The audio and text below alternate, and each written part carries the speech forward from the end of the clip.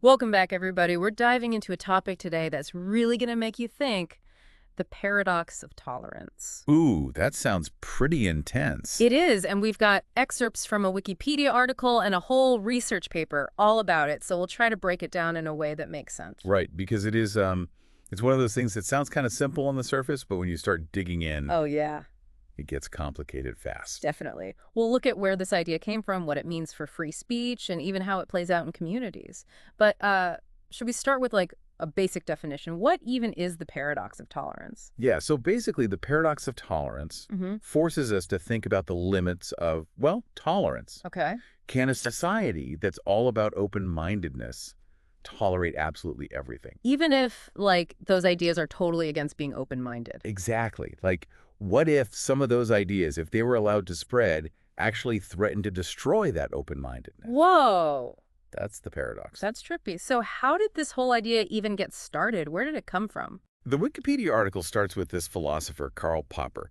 He wrote a book called The Open Society and Its Enemies. Okay. And in it, he argued that unlimited tolerance, it can actually lead to tolerance disappearing altogether. Wait, so being too tolerant can make tolerance go away? Yeah, imagine a society where really harmful, intolerant ideas are just allowed to run wild. They could eventually get strong enough to destroy the very system that let them grow in the first place. It's kind of like... That's like cutting off the branch you're sitting on. Yeah, exactly. So a society that wants to stay tolerant has to be, like, intolerant of intolerance. Exactly. You got it. It's a paradox. It's like a pretzel. It really is. And it's not a new idea either. The article mentions Thomas Jefferson. He's like a founding father of the U.S. Oh, yeah, I know him. He thought it was important to tolerate different opinions. But he also stressed that reason, using logic and thinking things through, Yeah. it's really important to counter ideas that could be dangerous. So it's not just about letting everything go, it's about thinking critically about the ideas themselves. Right. And there's this other guy, Gaetano Mosca.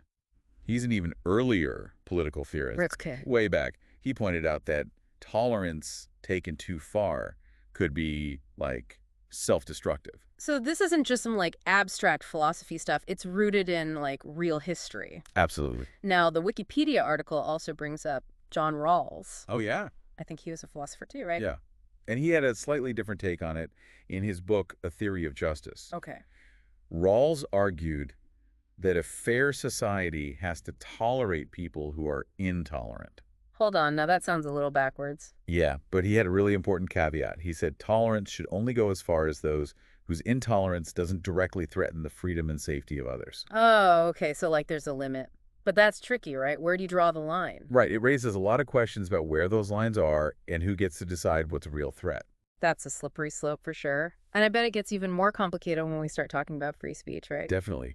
Because, like, can we really say we have free speech if we're trying to limit what people can say if we think it's intolerant? It's like a catch-22. Yeah, scholars like Raphael Cohen-Almagor and Michelle Rosenfeld, they argue that hate speech, for instance, it can actually use the very freedom it relies on to undermine the whole idea of an open society. So even if we're all for free speech, we can't just ignore the potential harm that some types of speech can cause. Right, it's like you have to be careful that the freedom you give to one person doesn't take away the freedom of someone else. Yeah, it's definitely a balancing act. Totally. And this dilemma, it's at the center of so many debates going on today. Like what? I mean, everything from online hate speech to political extremism. It's everywhere. It is. So the question is, how do we build societies that are inclusive while also making sure those societies are built on tolerance and democratic values? That's a tough question. It is. There's a lot at stake. Now, let's see how this all plays out in a real-world situation. Okay. We have this research paper by Rumi Hassan, and he looks at this paradox in the context of segregated Muslim communities in Britain. Oh, interesting. Yeah, he brings these communities into conversation with Popper's ideas about open and closed societies. I see. He argues that some parts of these communities are kind of closed off in a way that challenges the principles of integration and tolerance. So how does that actually look? What kind of evidence does he use? Well, he uses data from a big survey done in 2015 by ICM Channel 4. They surveyed British Muslims, and the findings are, they're a bit surprising, to be honest. Like what? Well, for example, on the issue of whether women should always obey their husbands, Okay. 39% of British Muslims said yes, compared to only 9% of non-Muslims. Wow. That's a big difference. It is. And when it comes to homosexuality being legal, 73% of non-Muslims were in favor, but only 18% of Muslims agreed. So on some pretty key social issues, Yeah. there's a significant gap. There is. It suggests that just like passively tolerating these communities might not be enough for real integration. Right. Might even make the problem worse, keeping people separate. Exactly. And this guy, Trevor Phillips, he's a journalist who made a documentary about this whole thing. Mm. He said something that really stuck with me. He said that integrating Britain's Muslims will probably be the toughest thing the country has ever faced. Wow. He said it'll take a much more, what did he say? A more muscular approach. Muscular, huh? Yeah, implying that just being tolerant isn't going to cut it. Right. It's going to take real effort and maybe some uncomfortable conversations, too. Absolutely. Let's dive into some specific examples of where this tension between tolerance and integration has caused problems. Okay, good idea. The research paper focuses on a bunch of incidents that happen in Muslim-majority schools in Birmingham. Birmingham. Yeah. What went down in these schools? Well, one big thing was this plot. They called it the Trojan horse plot. It's where some Muslim extremists tried to take over a bunch of state schools in Birmingham. Take over? Like how? The goal was to basically force these schools to follow a strict Islamic ideology, even though they weren't religious schools. So, like, going around the system. Exactly. Yeah. It was super intentional and organized. Whoa. So what happened? Did they get away with it? No, the education secretary at the time, Nikki Morgan, she ordered an investigation. Smart. Yeah. And the guy who led it, Peter Clark, Okay. he used to be like a anti-terror chief, so he knew what he was doing. Intense. His report showed some pretty concerning patterns in these schools. Like what? Well, for one thing, in some of these schools, religious education was only about Islam. They basically ignored or even bad-mouthed other religions. Yikes. Yeah, and get this. In one school, students who wanted to study Christianity for their GCSE exams, Oh, wow. they had to teach themselves. Oh. Yeah. And the school governors, they were messing with the curriculum, trying to make everything have an Islamic slant, even in science and sex ed. It sounds like they were really trying to push their own agenda. Not very tolerant, if you ask me. Right. And Clark's report was pretty blunt. He said that if this kind of stuff is allowed to keep going on, it would basically trap these kids in an intolerant bubble. So they wouldn't be able to function in British society. Exactly. It would seriously limit their opportunities. That's messed up. It is. And this wasn't the only problem. They were also segregating boys and girls in classrooms and bringing in all sorts of conservative Islamic practices. Sounds like a step backwards. It does, right. And this wasn't an isolated thing, right? Nope. There was another controversy at Parkfield Community School, also in Birmingham. This time it was about their No Outsiders program. It was designed to teach kids about LGBT issues and gender equality. Oh, boy. You can probably guess what happened next. Some parents weren't happy. Yeah.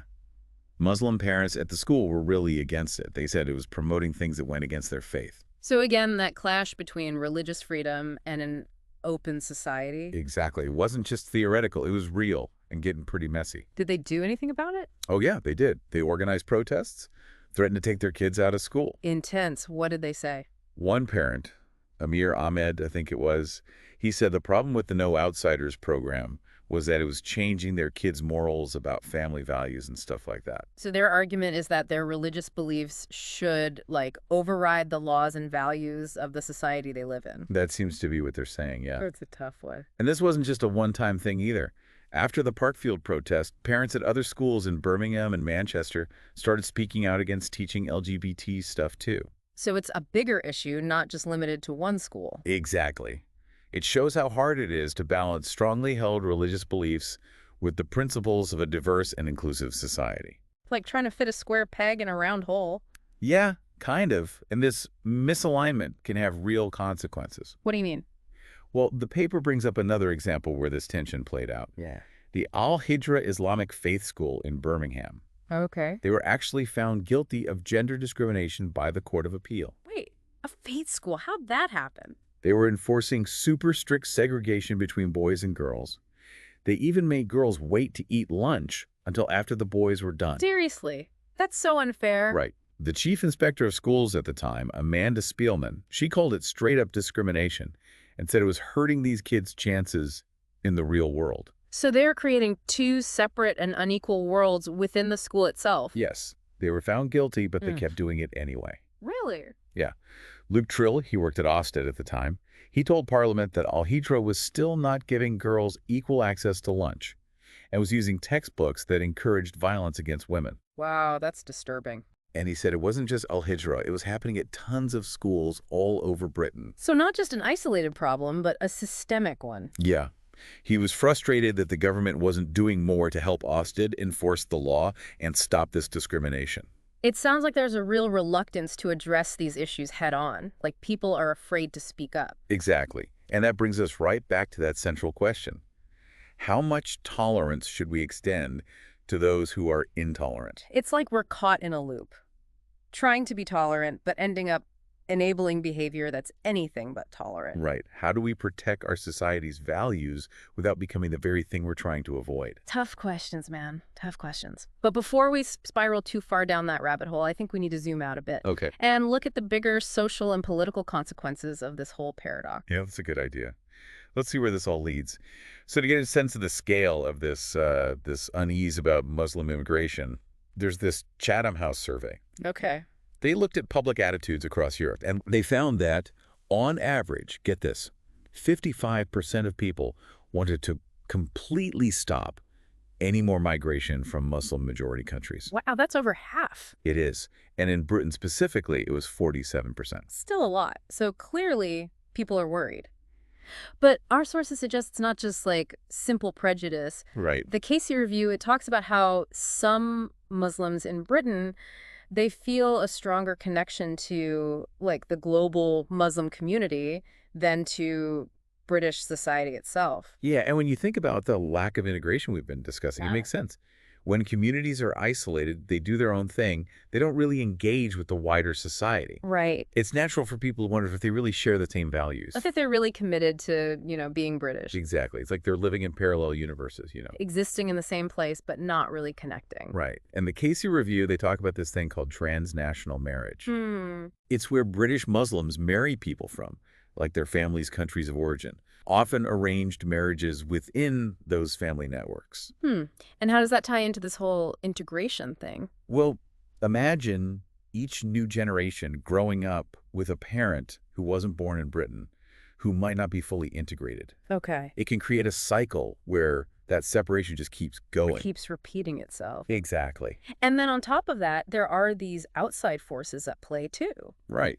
The research mentions a study from 2004 by the Dutch intelligence service. Okay. They found that certain radical groups, Salafist groups, often with funding from like Saudi Arabia, they're actually encouraging Muslims in the West to reject Western values. To create their own separate community. Yeah, it's like a push and pull from both inside and outside these communities. It's a mess. What about the impact on women? Our outline mentions some pretty troubling stuff about that. Yeah, the Casey Review is really critical of how women are treated in some of these closed communities. Like what specifically? They found evidence of some pretty discriminatory practices causing real harm. Give us some examples. Well, they're concerned about these Sharia councils. Sharia councils. They operate outside of the British legal system, Okay. but they have a lot of power within certain Muslim communities. So they're like a separate legal system. In a way, yeah. And the Casey Review, they say there are claims that some of these councils are basically allowing domestic violence No way.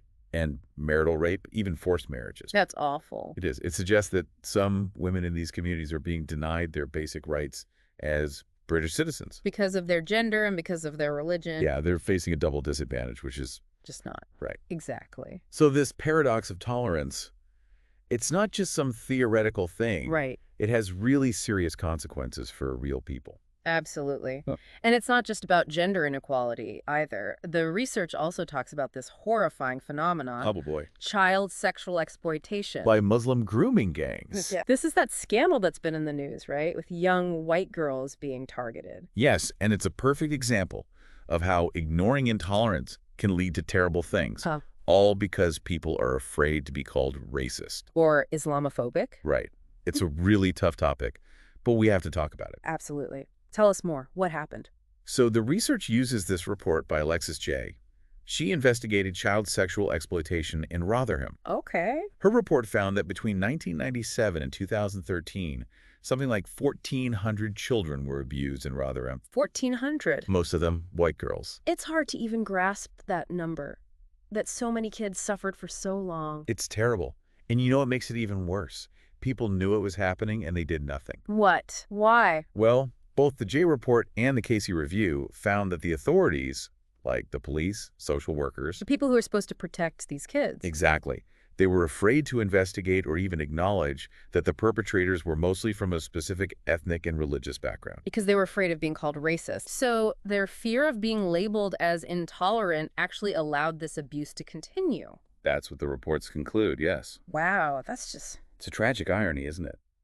The very thing meant to create a more inclusive society ended up enabling abuse. because people were too afraid to speak up. Right. It shows how dangerous it can be to ignore uncomfortable truths. It does. This case really highlights the need for a more thoughtful approach to multiculturalism. One that balances respect for diversity with, sticking to our core values. Like equality and justice and actually upholding the law. Exactly. So how do we reconcile this desire for a tolerant society with the need to protect the people who are most vulnerable? That's the question, isn't it? And the research points to this issue of Muslim populations being concentrated in certain areas. Creating these closed communities. Yeah, and that makes these challenges even worse. So what does that kind of segregation mean for Britain as a whole? Well, as we've seen, it can allow intolerance and extremism to take root. When communities are isolated, harmful ideologies can spread more easily. And it can also lead to resentment among non-Muslims, like we saw in those negative attitudes towards immigration. It's like a vicious cycle. The more isolated they become, the more suspicion they face, which leads to even more isolation. Exactly. And this is made worse by the fact that the government hasn't really done anything to promote integration. So what's the answer? How do we break this cycle? It's complicated. There's no easy fix. But we definitely need a more active approach to integration. Not just tolerating difference, but actually encouraging people to interact and get to know each other. Right. To build relationships, to understand each other's perspectives. But how do we do that when there's already so much distrust? It'll take effort from both sides. Muslim and non-Muslim communities need to be willing to step outside their comfort zones. To have those tough conversations. Exactly. And to approach those conversations with, respect and a genuine desire to understand. I feel like that's easier said than done in the current climate. It definitely won't be easy. Now, the research also talks about this case with a Labour MP, Sarah Champion. Okay, what about her? She's a good example of how hard it is to talk openly and honestly about these issues, especially in politics.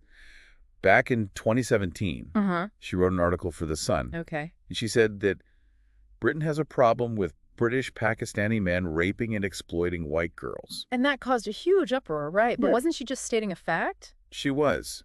But people called her racist and Islamophobic. Just for saying something that was true and backed up by evidence? Yep. She had to resign from her position in the shadow cabinet. It's crazy that simply acknowledging the truth, even when it's uncomfortable, can be met with such hostility. It is. It shows how sensitive this whole topic is, especially in politics. People are so afraid of being labeled as intolerant. That they avoid any conversation that might be seen as critical of certain groups, even if it's necessary to address real problems. Exactly. So how do we move forward when the political climate is so against open and honest dialogue about these issues? That's the big question, isn't it? We need a total change in how we think, both among politicians and the general public. We need to be able to have these tough conversations without resorting to name-calling and shutting each other down. Right. We need to be able to disagree without accusing each other of being bigots. We need to have nuanced discussions that acknowledge the complexities. So far, we've looked at the history of this paradox of tolerance, its impact on British society, and all these difficult questions it raises. What's the key takeaway we want to leave our listener with as we head into the last part of our deep dive? The most important thing to remember is this. The paradox of tolerance isn't about finding easy answers. It's about recognizing that too much tolerance can be a bad thing. Okay. It's about understanding that a tolerant society has to be willing to stand up to those who want to destroy it. So it's like we've got this tension Yeah. where being tolerant can actually be used against us by people who don't believe in tolerance. Right. It's a real pickle, isn't it? It is. It makes you think, if we follow Popper's idea that unlimited tolerance is a bad thing, where do we draw the line? Who decides what counts as intolerant? What's okay and what's not okay in a free society? That's where it gets really tricky. That's where critical thinking comes in. Okay. And being willing to have open, honest conversations. Debates. Yeah. It's not about censoring people or shutting down different opinions. Okay. It's about creating a space where we can talk about these things. Even if we disagree. Exactly. Yeah. Even if it makes us uncomfortable. But how do we do that? I mean, how do we have these conversations without either descending into chaos or accidentally giving a platform to harmful ideologies? That's where Popper's idea of the open society is so important. Right. He believed that a society that values reason, critical thinking, and free speech is the best way to handle these challenges. But that doesn't mean we tolerate everything, right? Right, exactly. It's not about just blindly accepting everyone. It's about setting boundaries. Yes. And those boundaries, they should be based on our shared values. Like what? Like equality, justice, the rule of law. Those are the foundations that allow us to have these tough conversations. And to find solutions. It seems like education is super important here, too. Oh, absolutely. We have to teach people how to think critically, to evaluate information, to spot bias, to have respectful conversations with people who see things different. It's for themselves. Yeah. So we need a total shift in how we talk about these issues. I think so. Less about reacting and labeling and more about understanding and nuance. I agree. And that takes courage, both from individuals and from our leaders. To have these conversations honestly without resorting to fear tactics or easy answers. Exactly. Honestly, I'm feeling a little overwhelmed by all this. This paradox is so complex, and it affects so much of how we live together. I know what you mean. It's a lot to take in. There's no doubt it's complicated. But the main thing I want our listeners to remember is that the paradox of tolerance is something we all have to deal with. It's not someone else's problem to solve. Exactly. It's a challenge for each of us in our own lives. So, what's the final thought we want to leave our listeners with? What do we want them to take away from all of this? Here's what I think. This paradox is not just a challenge, it's also an opportunity. Okay. It's a chance to think about our own values, to talk to people who are different from us. To build a better society. Yes, a society that's both tolerant and just. So tolerance isn't just about being passive. Right. It's about being active. Engaged. It means being willing to stand up for what we believe in, even when it's hard. You got it. That's the heart of this whole paradox. Tolerance without boundaries can destroy itself. It's a balancing act, for sure. We have to keep working at it. Through dialogue and through shared values. Well, that's it for our deep dive into the paradox of tolerance today. It's been quite a journey. It has. And I hope our listeners will keep thinking about these ideas, keep having these conversations. I hope so too. Because through open dialogue and a commitment to those core values, that's how we can navigate this paradox. And create a more just and tolerant world. For everyone. Thanks for listening.